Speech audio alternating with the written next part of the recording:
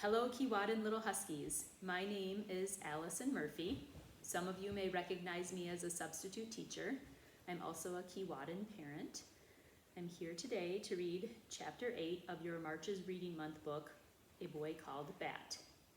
I'm very excited to be here today and am grateful that I was asked to do this. I am a huge fan of your school and I love to read. Let's get started. Chapter 8. 16 Islets. Sometimes Bat wished that Janie went to his school because it would be kind of neat to see her in the hallways and at lunchtime, but most of the time he was glad that his school was something he didn't have to share with her. Janie attended the Robert E. Willett Elementary School, but this was her last year. Next fall, she would be going to junior high school. Bat went to a private school. It had smaller classes than the public school, and his parents thought it was a better fit for him, which was fine with Bat.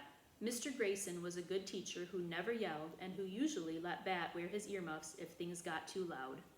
Also, his school, the Saw-Whet School, was named after a type of owl.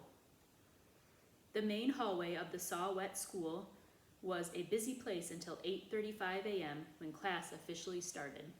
Until then, it was full of parents walking the younger kids, those in kindergarten and first grade, to their classrooms, and older kids walking themselves, all while the principal, Mrs. Martinez, stood outside of the administration office, smiling and being friendly. Bat, called Mrs. Martinez, waving and smiling. Bat didn't feel like talking to Mrs. Martinez, so he pretended he didn't see her and slid to the far side of the hallway as he passed. That way, she couldn't reach out and rumple his hair. Bat hated it when people rumpled his hair, and Mrs. Martinez loved to rumple hair. She had never yet rumpled his hair, and Bat wanted to keep it that way.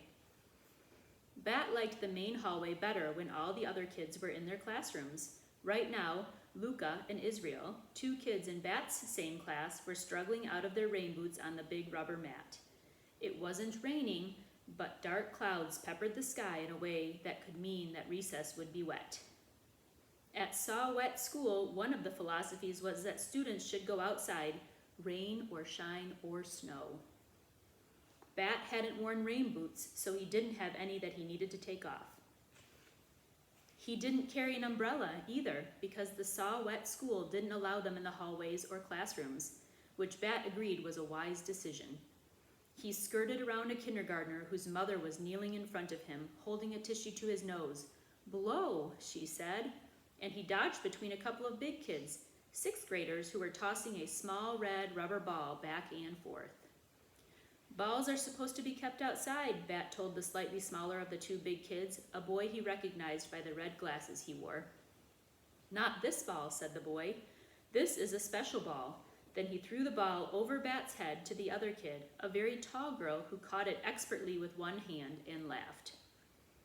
"It looks like a regular ball," Bat said. "It's not a regular ball," said the boy with red glasses. Bat had a weird feeling in his stomach, like the boy was tricking him. He didn't know what to say. Just then, Luca and Israel came by, without their rain boots. "Hi, Bat," Israel said. "Do you think it'll rain?" "Maybe," said Bat. "Well, eventually, yes, but today, maybe." Relieved, Bat watched the other two big kids move away toward their classroom, still tossing the ball. "What do you think was special about that ball?" he asked Israel. "Nothing," Israel said. Then Miss Kiko came out of the kindergarten room and rang her handbell. It made a gentle, tinkling sound, way better than the harsh, painful scream of Janie's electric school bell system, which Bat had heard last year during a school play he'd gone to watch. To class, it's time for another day." Miss Kiko had a beautiful voice, which was probably why it was her job to announce the start of school. Bat followed Luca and Israel into Mr. Grayson's classroom. "I brought 2 sandwiches for lunch today," Luca was telling Israel, "in case you want to trade cookies for one." "Why would I want to do that?" Israel answered. "I brought my own sandwich." Bat knew why Luca would think Israel wanted to trade. Yesterday, he had heard Luca tell Israel that she didn't really like her cream cheese sandwiches, and Israel had replied that he didn't like the turkey one his mom always made. "I would trade anything for a cream cheese sandwich," he had said. He listened to see if Luca would remind Israel of what he had said, but she didn't. Probably Israel was just being nice, Bat interjected, to make you feel better about bringing cream cheese sandwiches to school every day. He probably didn't really want your sandwich. Israel turned around. His face was red and his eyebrows pointed toward each other, making a wrinkly crinkle in his forehead. Dude, he said to Bat. Bat waited for Israel to say more, but he didn't. Just that one word. Dude. Then Luca started crying, and she shoved past Bat to go into the hallway. He watched her run into the girls' bathroom.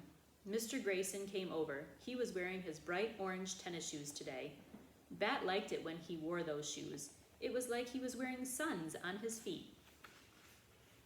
What's the problem, friends? He asked. Bat embarrassed Luca, Israel said, really loudly, making Bat wish he had his earmuffs. They were in his backpack, on his back.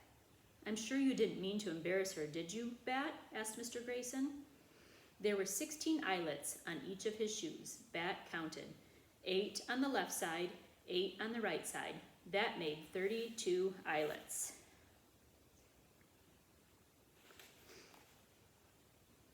Bat, can you look up at my face? Mr. Grayson asked. Bat shook his head. 32 eyelets. His own shoes had half as many, 16 eyelets, 4 on each side of each shoe. Mr. Grayson sighed. Okay, Bat, go sit at your table. Bat wondered if anyone in the class had more eyelets in their shoes than Mr. Grayson. He kept his eyes on shoes as he walked through the classroom.